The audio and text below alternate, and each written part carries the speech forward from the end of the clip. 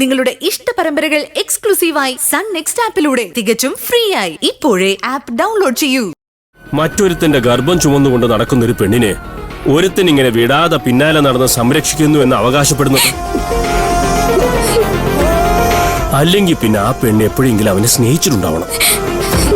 മോള് അവനെ സ്നേഹിച്ചിട്ടുണ്ടോ?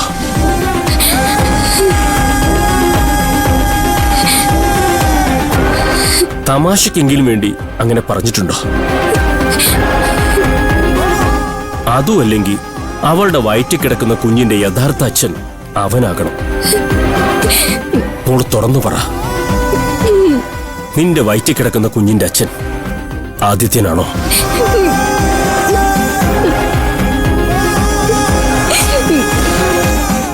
അതിന് ഉത്തരം പറഞ്ഞിട്ട് മതി ബാക്കിയെല്ലാം. ഈ കുഞ്ഞിന്റെ അച്ഛൻ ഷാനു ആണെന്ന് നിന്നെ പോലെ തന്നെ അവനും അറിയില്ലേ?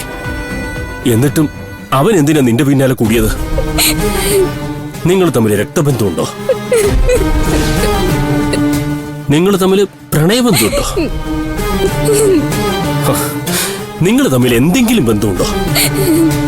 തീർന്നില്ല. ഇനി ഞാൻ അന്വേഷിച്ച് കണ്ടെത്തിയ കാര്യങ്ങൾ പറയാം. പൂജ പ്രേമിച്ചത് ഷാനുവിനെ ആണെങ്കിലും ആദിത്യം പ്രേമിച്ചത് പൂജയായിരുന്നു. അല്ലെന്ന് പറയാൻ പറ്റുമോ?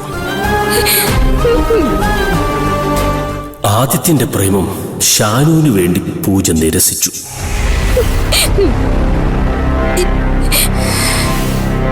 പരസ്യമായിട്ട് അവനെ തള്ളി പറഞ്ഞു. അതും കോളേജിൽ ഒരുപാട് കുട്ടികൾ നോക്കി നിൽക്കുമ്പോ.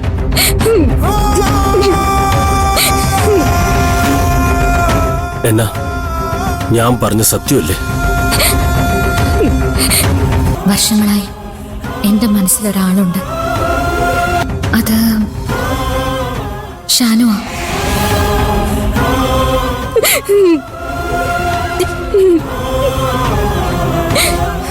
ഇത്രയും അപമാനിച്ചു പറഞ്ഞയച്ച ഒരാൾ ഒരു കാര്യമില്ലാതെ തന്നെ സഹായിക്കാൻ വേണ്ടി കൂടെ വരുന്ന തോന്നുന്നുണ്ടോ? ഞാൻ ഈ ചോദിച്ച ചോദ്യം താൻ തന്നെ പലപ്പോഴും തന്നോട് ചോദിച്ചിട്ടില്ലേ? ചോദിക്കും, ആരായാലും ചോദിക്കും.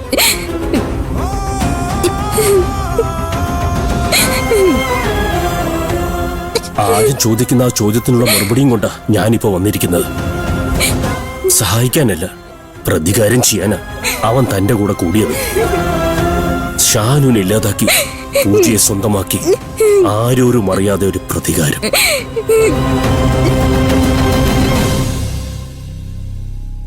തീർന്നില്ല. ഈ പറഞ്ഞതൊന്നും ഷാനുവിന് സബാനും കൊന്നത് ആദ്യത്തേനാണെന്നുള്ളതിലുള്ള തെളിവുകളല്ല. തെളിവുകൾ വരുന്നതേ ഉള്ളൂ മോളെ. അന്ന് രാത്രി പൂജയ്ക്കൊപ്പം ഹൈറേഞ്ചിലേക്ക് ഒളിച്ചോടാനിരുന്ന ഷാനു സബാനും എങ്ങനെ ഹൈവേയിൽ വെച്ച് ഒരു ആക്സിഡന്റിൽ കൊല്ലപ്പെട്ടു? അവരെന്നാത്തിന് ഹൈവേയിൽ പോയത്? അന്ന് രാത്രി എന്നതൊക്കെയാ സംഭവിച്ചതെന്ന് മോള് സ്വസ്ഥായിട്ടൊന്ന് ആലോചിച്ചു നോക്കൂ. എന്നിട്ട് പറ, എന്റെ ചോദ്യങ്ങൾക്ക് മറുപടി ഉണ്ടോ എന്ന്. ഞാനിവിടെ ബസ് സ്റ്റാൻഡിൽ തന്നെ ഉണ്ട്. പൂജ, ഷാനു സബാനും എവിടെയുണ്ടെന്ന് അറിയാമോ? അവര് കോളേജിലുണ്ട്. വിധി അതായിപ്പോയി. നമുക്കൊന്നും ചെയ്യാൻ പറ്റില്ലല്ലോ പൂജ. മരണത്തിനല്ല, ആർക്കും നിന്നെ വിട്ടുകൊടുക്കില്ല. എനിക്ക് വേണം നിന്നെ. എന്നാ ഇപ്പൊ ഓർമ്മ വരുന്നുണ്ടോ എല്ലാം? മോള് പറഞ്ഞില്ലേ, തെളിവുകളില്ലാതെ വെറുതെ ഒരാളുടെ മേൽ ആരോപണങ്ങൾ ഉന്നയിക്കരുതെന്ന്. ഇല്ല, തെളിവുകളില്ലാതെ ലൂയിസ് അങ്കിൾ ഒന്നും പറയുന്നില്ല. അന്ന് അവിടെ നടന്നത് വെറും ഒരു ആക്സിഡന്റ് ആയിരുന്നില്ല. കരുതിക്കൂട്ടി നടത്തിയ മൃഗീയമായ കൊലപാതകം.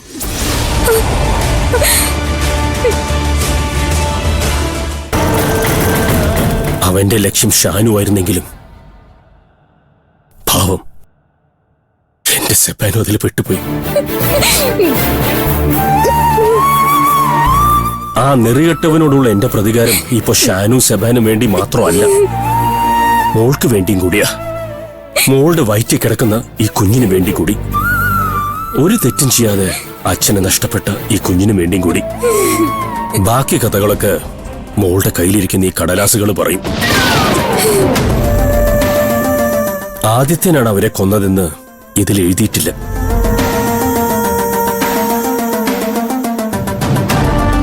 പക്ഷേ സാഹചര്യ തെളിവുകളെല്ലാം അവനെതിരാണ്. ഇനി വിശ്വസിക്കുന്നതും വിശ്വസിക്കാതിരിക്കുന്നതും മോളുടെ ഇഷ്ടം. ഞാൻ വിശ്വസിച്ചു, പ്രതികാരവും ചെയ്തു.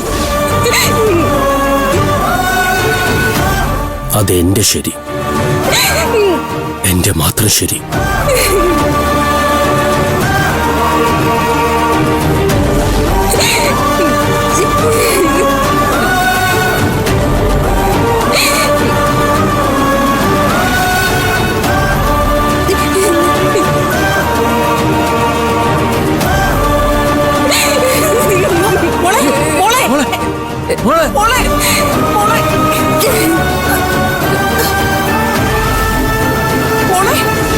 മോളെ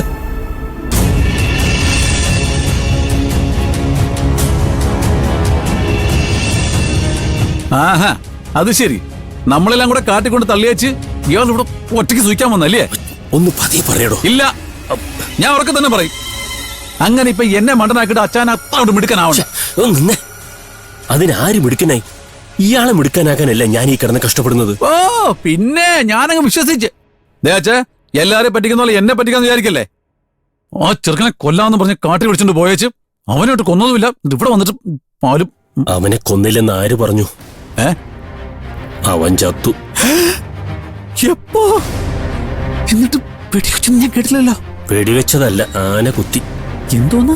എടോ പൊട്ടൻ ചങ്കര, ആന അവനെ കുത്തി കൊന്നെന്ന്. അതിനവിടെ എവിടുന്ന ആന? അത് അച്ഛൻ അവനെ വെടിവെച്ചു കൊല്ലാൻ ഒരു കള്ളക്കഥ ഉണ്ടാക്കിയതല്ലയോ? അവനെ വെടിവെച്ച് കൊന്നിട്ട് വേണം ഞാൻ അകത്ത് പോയി ഉണ്ട തിന്നുന്നത് തനിക്ക് കാണാൻ. അത് പള്ളിയിൽ പോയി പറഞ്ഞാ മതി. ദൈവദോഷം പറയല്ലേ അച്ഛാ? അച്ഛനല്ലേ പിന്നെ നമ്പടിയുണ്ടോ? ആ ബോധമുണ്ടല്ലോ, അത് മതി. നാളെ തന്നെ ഓറഞ്ച് തോട്ടത്തിന്റെ ആധാരം എഴുതാൻ റെഡി ആയിക്കോ. എന്നിട്ട് ആ പെണ്ണിനെ വിളിച്ചിറക്കിക്കൊണ്ട് പോവാൻ നോക്ക്. കൊല്ലുവോ തിന്നുവോ എന്നാന്ന് വെച്ച ചെയ്യും.